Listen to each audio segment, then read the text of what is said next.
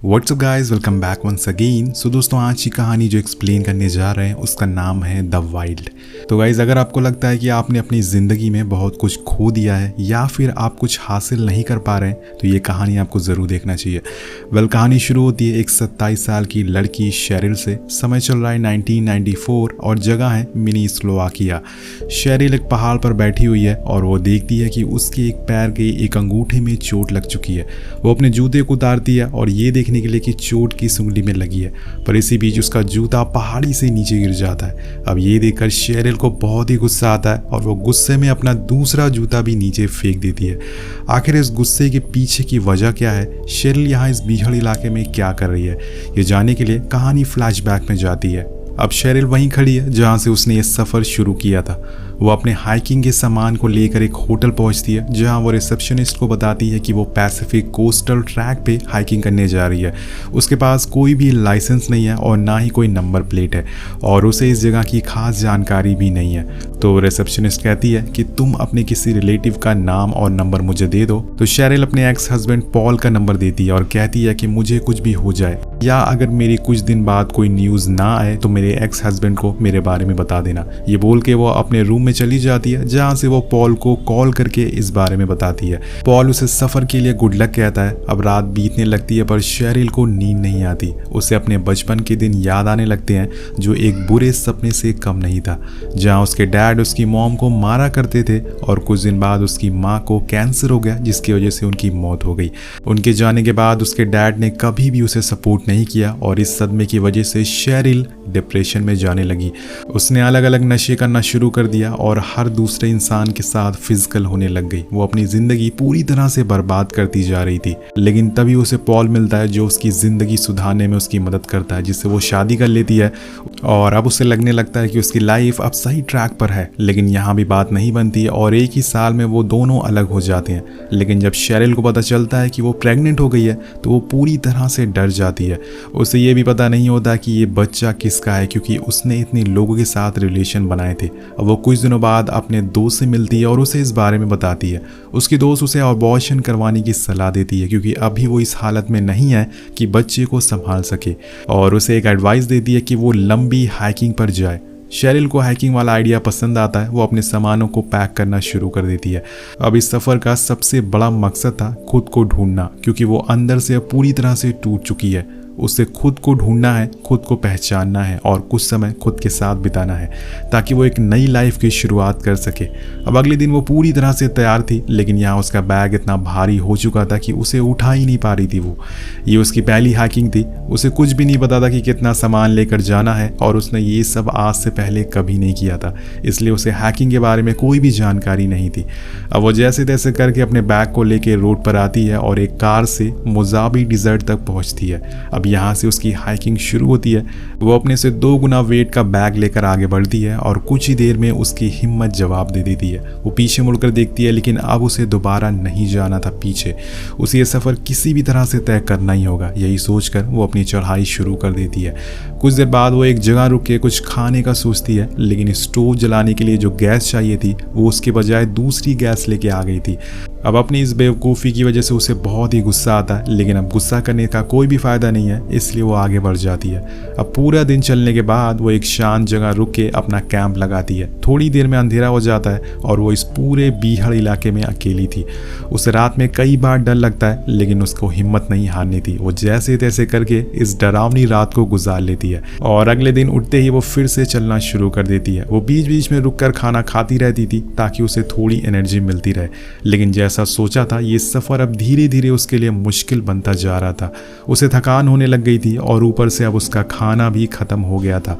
कुछ ही दिनों में पानी भी ख़त्म हो जाएगा और वो पूरे 8 दिनों से लगातार चलती ही जा रही है। अब चलते चलते वो एक मोड़ पर आकर रुक जाती है। उसे कहाँ जाना है, कौन सा रास्ता चूज़ करना है, उसे कुछ भी पता नहीं है और ऐसे वक्त पर इंसान सिर्फ गॉड का सहारा लेता है। उसने भी ऐसा ही किया, बिना कुछ सोचे समझे एक रास्ता चुन लिया। अब चलते चलते थोड़ी देर में शाम हो जाती है, पर शेरिल देखती है कि दूर खेत में एक आदमी ट्रैक्टर चला रहा है। वो भागते हुए उसके पास जाती है और उसे खाने को कुछ मांगती है। वो आदमी कहता है कि मैं अभी काम कर रहा हूँ, जाके मेरी कार में बैठ जाओ। अब शेरिल सेम ऐसा ही करती है। कुछ ही देर बाद वो आदमी कार में जाके उसके पास आकर बैठ जाता है। अब उसे यहाँ डर लगने लगा था वो खुद के मन में कहती है कि मैंने शायद कोई गलती तो नहीं कर दी इस आदमी पे भरोसा करके। अब वो आदमी उसे फ्लर्ट करने लगता है, लेकिन बाद में वो उसे लेके अपने घर जाता है जहाँ उसकी वाइफ उसके लिए खाना बनाती है, गरम गरम खाना। तो जैसा शेरिल ने सोचा था ये आदमी वैसा नहीं था। वो यहाँ पेट भर कर खाना खाती है, जिसके बाद एक अच्छा सा शाल लेती है और आराम से सो जाती है। अब अगले दिन वो आदमी उसे नेवाडा के रास्ते छोड़ देता है। अब रास्ते में उन दोनों की काफ़ी बातें होती हैं, जिसमें वो उसे कहता है कि मुझे पता चल गया था कि तुम मुझसे डर गई थी, पर मैं एक अच्छा इंसान हूँ। ये बोलते हुए वो स्माइल करता है और वो उसे ये भी सलाह देता है कि उसे हाइकिंग छोड़ देना चाहिए, क्योंकि वो जानता था कि ये बहुत ही मुश्किल सफ़र होने वाला है। लेकिन शेरिल इसे पूरा करना चाहती है खुद के लिए, ना कि दूसरे के लिए। अब वो उसे छोड़कर वहाँ से चला जाता है और यहाँ एक बार वो फिर हाइकिंग करना शुरू कर देती है। आज 9वां दिन है। वो शाम को अपना खाना बनाती है और ये करते हुए वो ज़ोर ज़ोर से हंसती है। उसके अंदर एक जोश आ गया था। अब उसे पूरे 10 दिन बीत गए थे। वो अपने साथ एक डायरी भी लेकर आई थी, जिसमें वो अपना दिन का सारा जर्नल लिखती थी। अब कुछ ही पल में सूरज उग जाता है और वो फिर से चलना शुरू कर देती है। चलते चलते रास्ते में उसे एक सांप दिखता है, जिसे देखकर वो पहले तो बहुत डर जाती है, लेकिन फिर धीरे धीरे वहां से चुपचाप निकल जाती है। अब उस रात उसे उसी सांप का ख्याल बार बार आता है, जिसे वो बहुत डरी हुई थी। वो अपने कैंप से बाहर आती है और अपने साथ लाई एक विसल बजाती है, जिसे सारे जंगली जानवर जो भी आसपास थे सब भाग जाते हैं। अब इस विसल की तेज आवाज से उसे पॉल का उस पर चिल्लाना याद आ जाता है, जो उसे तकलीफ दे रहा था, लेकिन अब वो उन बातों को याद नहीं करना चाहती। वो उसे बहुत आगे बढ़ चुकी है। यहाँ हमें पता चलता है कि शेरिल ने पैदल 800 मील का सफर पूरा कर लिया है। अब यहाँ उसे एक हमसफर, एक साथी मिलने वाला था। उसे नदी के किनारे एक आदमी नहाते हुए दिखता है। अब जब वो उसके पास जाती है तो वो आदमी उसे उसके नाम से बुलाता है और बताता है कि उसने उसका नाम ट्रेल बुक में देखा था और वो एक लौती लड़की है जो यहाँ हाइकिंग कर रही है। वो शेरिल से कहता है कि मैं तुम्हें कैलिफोर्निया में कैनिबिडॉस में मिलूंगा, तुम वहीं आना। अब यहाँ कहानी दोबारा से पास में चली जाती है, जहाँ हम देखते हैं कि शेरिल अपनी दोस्त को अपनी प्रेगनेंसी के बारे में बताती है। उसकी दोस्त उसे बहुत ही सुनाती है, उसे डांटती है, पर उसने शेरिल का बहुत साथ दिया। उसकी सच्ची दोस्त थी वो, और ये वही दोस्त है जिसने उसे हाइकिंग करने की सलाह दी थी। अब शेरिल नेचर की खूबसूरती को देखते हुए, पहाड़ों को प्यार करते हुए पूरे 14 दिन बाद कैनिबिडॉस कैफे पहुंच जाती है, जहां वो आदमी भी होता है जो उसे नदी किनारे मिला था। अब वो उसे देख के काफी खुश होता है। उसके साथ वहां और भी ट्रैकर्स मौजूद थे। वो सभी के साथ बातें करके बहुत ही अच्छा फील कर रही थी। अब यहाँ उसे एक बॉक्स मिलता है जो उसकी दोस्त ने उसे भेजा था। अंदर कुछ हाइकिंग की चीजें होती हैं और पॉल का एक लेटर होता है, जिसमें लिखा था कि अगर तुम ये लेटर पढ़ रही हो तो तुमने 100 मील का सफर तय कर लिया है। मोजावो डिजर्ट की तरफ हमारे बीच जो भी हुआ, जितनी भी लड़ाइयाँ हुई, मैं फिर भी तुम पर गर्व करता हूँ। पॉल का लेटर पढ़ने के बाद शेरिल के अंदर एक जोश आ जाता है, एक जुनून आ जाता है, जिसे वो और भी आगे अब जा सकती है। किसी भी हालत तक अपनी मंजिल तक पहुँच कर रहेगी वो। अब इसी जगह शेरिल को एक एड नाम का आदमी मिलता है, जो उसे बैकपैक को हल्का करने में उसकी मदद करता है और साथ साथ में उसे सैंडल भी देता है, क्योंकि उसके जूते पूरी तरह से फट चुके थे, जिससे शेरिल के पैरों में छाले पड़ गए थे। अब शेरिल यही अपनी दोस्त को वहीं से कॉल करके और नेक्स्ट स्टॉप पर उसके लिए एक जूते भेजने के लिए कहती है। अब फिलहाल उसे इन्हीं सैंडल्स में ट्रैक करना होगा। फिलहाल दोस्तों इसी टाइम उसे अपनी माँ की याद आ जाती है, जब वो उनके साथ हॉस्पिटल गई थी, जहाँ उसे पता चला था कि उन्हें कैंसर हो गया है। अब उनके पास कुछ ही दिन बचे हुए हैं और अपनी माँ को याद करके वो रोने लगती है। लेकिन जो होना होता है वो एक ना एक दिन होकर रहता है। अब इसके बाद शेरिल एक रेनो नाम के छोटे से शहर पहुंचती है और बाद में पॉल को कॉल करके अपनी हाइकिंग के बारे में सारी बातें बताती है और लेटर के लिए भी थैंक्स कहती है। अब दूसरे दिन वो हिच हैकिंग करती है, जहाँ वो खुद से कहती है कि ये करना मेरे लिए आसान नहीं है। कोई एक लड़की अगर किसी से लिफ्ट मांग रही है तो उसके दिमाग में हजारों तरह के सवाल और डर होते हैं, लेकिन मैं फिर भी ये करना चाहती हूँ। इसी बीच वहाँ एक कार आकर रुकती है, जिसमें बैठा आदमी उसे लिफ्ट तो नहीं देता, लेकिन वो एक रिपोर्टर होता है जो उसे कुछ सवाल पूछता है और उसकी ट्रिप के बारे में बातें पूछता है। फिर वो उसे कुछ खाना देकर वहाँ से चला जाता है। कुछ ही देर बाद वहाँ एक दूसरी कार आकर रुकती है, जिसमें बैठकर वो आगे का सफ़र तय करती है।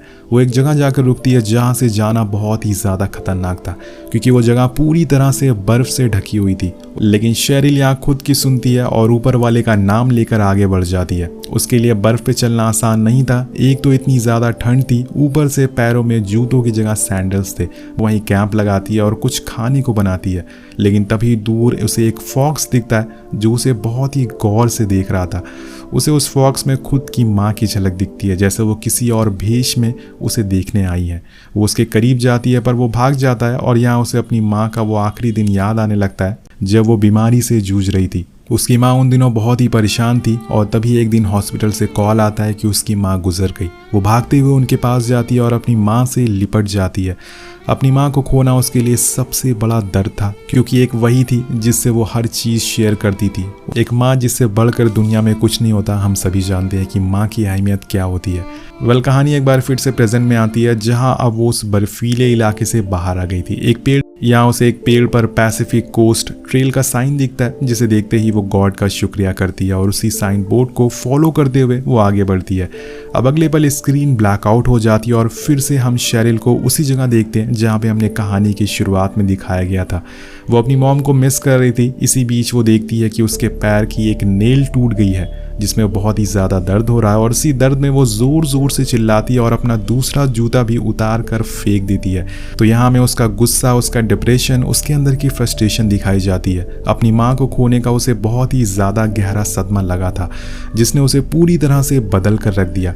वो नम आँखों से उन्हें याद करती है और अब उसे पता चल जाता है कि थोड़ी देर में उसके पास पैरों में पहनने को कुछ नहीं होगा।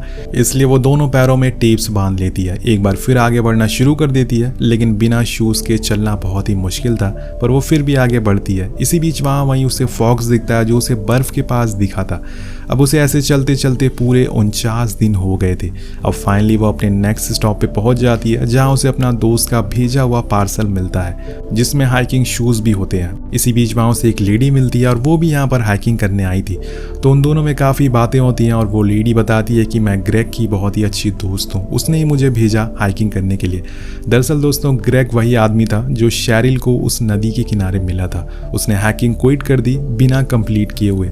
ये जानने के बाद शेरिल बोलती है कि देखो, उसने तो क्विट कर दिया, मैं अब भी बस चली जा रही हूँ। कि मैंने ये सफ़र शुरू किया था ताकि मैं अपने अंदर के खालीपन को भर सकूं। अब इसके बाद वो आगे का सफ़र फिर से शुरू करती है और यहाँ में उसके पास के बारे में एक और चीज़ पता चलती है कि शेरिल के डैड काफ़ी बुरे इंसान थे। वो उसे और उसकी मॉम को बहुत मारा करते थे, पर एक दिन जब चीज़ें लिमिट से बाहर हो गई तो उसकी मॉम ने घर छोड़ दिया और अलग रहने चली गई। अब कहानी दोबारा से प्रेजेंट में आती है और थोड़ी देर बाद हम देखते हैं कि शेरिल अब पैसिफिक कोस्ट ट्रेल में एंटर हो चुकी है। वो वहाँ के बोर्ड पर अपना नाम लिखती है और अपनी पहचान छोड़ देती है। अब ये उसके सफ़र का आखिरी पड़ाव था। थोड़ी दूर जाने पे उसे प्यास लगती है और वो अपना पूरा पानी पी लेती है बिना सोचे कि आगे क्या होगा। अब आगे चलने पे उसकी हालत ख़राब होने लगती है। प्यास की वजह से उसके अंदर कमज़ोरी दिखना शुरू हो गई थी। अब शेरिल यहाँ अपने उन दिनों को याद करती है, कैसे उसने अपनी ज़िंदगी के इतने अच्छे दिन कुछ बुरी आदतों में बिता दिए। उसने हर किस्म के नशे किए, हर दूसरे इंसान के साथ इंटीमेट हुई, जिसकी वजह से पॉल के साथ उसका डिवोर्स भी हो गया। पॉल के साथ ना होने की वजह वो खुद है और ये सारी बातें सोचकर वो खुद को बुरा भला कहना शुरू कर देती है। आखिर उसने ये सब क्यों किया?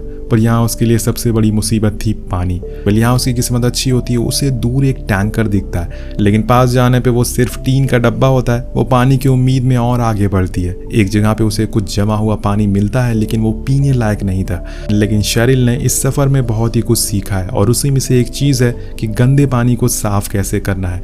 वो उस पानी को बॉटल में भर लेती है और उसमें आयोडीन की गोलियां डाल देती है, जिससे वो पीने लायक हो गया था। इसी बीच वहाँ दो शिकारी आते हैं जो उसे पानी मांगते हैं, पर शेरिल कहती है कि ये साफ नहीं है। इसके बाद वो दोनों से बुरा भला कहते हैं, उसके बारे में गलत बातें बोलते हैं। शेरिल को उनकी बातें अच्छी नहीं लगती, इसलिए वो चली जाती है। लेकिन थोड़ी दूर जाने पे वो पेड़ के पीछे छुप कर उन दोनों को देख रही थी। अब अगली सुबह जब वो सोकर उठती है तो एक शिकारी फिर से उसके पास आता है और शेरिल यहाँ काफ़ी डर जाती है, लेकिन उस शिकारी का दोस्त उसे बुलाकर यहाँ से ले जाता है। अब यहाँ हमें पता चलता है कि इस सफ़र में आपको हर तरह के लोग मिलते हैं, अच्छे भी और बुरे भी, जैसा कि शेरिल के साथ हुआ। कहानी आगे बढ़ती है और अब उसे पैदल चलते हुए पूरे 62 दिन हो चुके थे। कुछ दिन बाद वो ऐशलैंड नाम के शहर में पहुंचती है, जहां वो थोड़ा टाइम शहर को एक्सप्लोर करती है, घूमती है। इसी दौरान उसे जॉनथन नाम का लड़का मिलता है। उसकी बातें शेरिल को काफ़ी अच्छी लगती है। वो उसे अपने साथ कॉन्सर्ट में चलने के लिए पूछता है और शेरिल हाँ कर देती है। अब कॉन्सर्ट के बाद दोनों काफ़ी करीब आ जाते हैं। इन सब के बाद अगली सुबह वो दोबारा से अपने सफ़र पर निकल जाती है। अब बीच रास्ते में उसे माउंट हुड फॉरेस्ट भी मिलता है। यहाँ उसे एक हाइकिंग ग्रुप मिलता है। वो उनके साथ काफ़ी फ्रेंडली हो जाती है। उसे फैमिली जैसा यहाँ पर फील होता है, जिसके बाद सारे लोग के साथ बॉन फायर भी करते हैं। अब नेक्स्ट मॉर्निंग यानी कि 70वें दिन की शुरुआत होती है। शेरिल को जंगल में एक लामा के ऊपर कुछ सामान दिखता है। कुछ ही दूरी पर एक लेडी और उसका ग्रैंडसन दिखते हैं। दरअसल ये लोग भी हाइकिंग करने के लिए निकले होते हैं।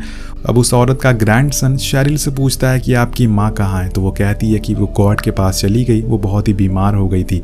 तो बच्चा उसके लिए एक गाना गाता है उसकी माँ की याद में, और इस गाने को सुनकर शेरिल अपनी माँ की यादों में खो जाती है। वो उस लड़के को थैंक यू करती है। उसे जाने के बाद शेरिल कुछ देर वहीं खड़ी रहती है।